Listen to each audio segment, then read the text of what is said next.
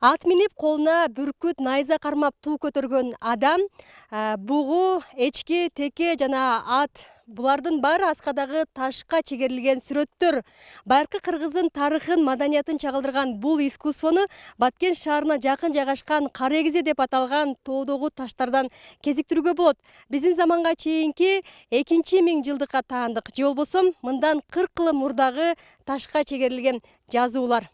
Колунан келген жип, мунун мүйүзүгө чейин келген.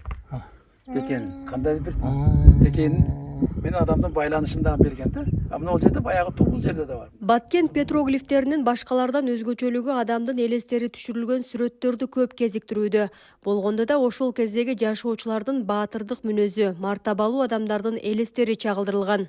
Саймал ташта же башка жерлерде жалаң гана жаныбарлар көрүп түшүп, адам болсо дагы адам жана эмгек кылып жаткан же бир сыйынып жаткандар гана сүрөт тартылганда, бизде мындай жатканда атактуу адамдардын элестери түшүрүлгөн сүрөттөр абдан көп. Бул биринчиден буту менен турган адамдар болсо, анын жанагы бут кийиминде жана башындагы жасалгалары мунун өзүнүн даражасынын бийик экендигин айкындап турат.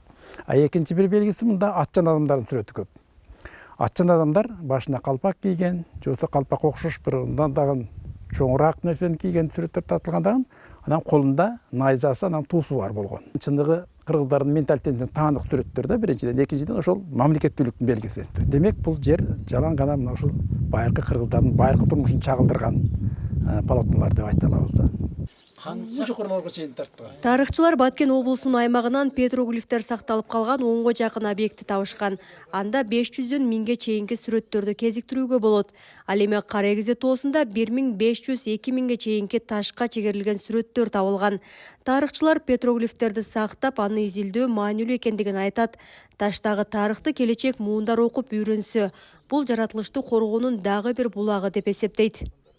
Ташка чегирген мындай айтканда бул жазуу, ташка чегирген сүрөт, ташка чегирген искусство, ташка чегирген тарых, ташка чегирген бул кол өнөрчүлүк.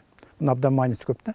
Аны эми биз өзүбүздүн аң сезимибизге карата гана түшүнүп атабыз. Ал эми ал кездегилердин саясий аң сезими кандай болгондо бул экинчи маселе.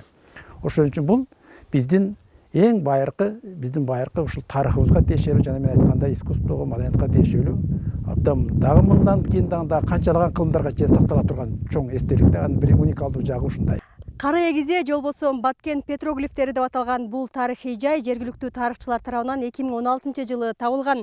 Буга чейин мындагы таштар жашоочулар тарабынан курулуш материалы катары пайдаланып ташылып тургандыктан тарыхчылар жергиликтүү бийликке кайрылып жатып, каражат бөлдүрүп, бул 10 гектар аянтты түзгөн тарыхый жай тосулуп, корук алынган. Миңгүл Көчөров, Абдырашид Саттаров, Ала тоо 24, Баткен облусу.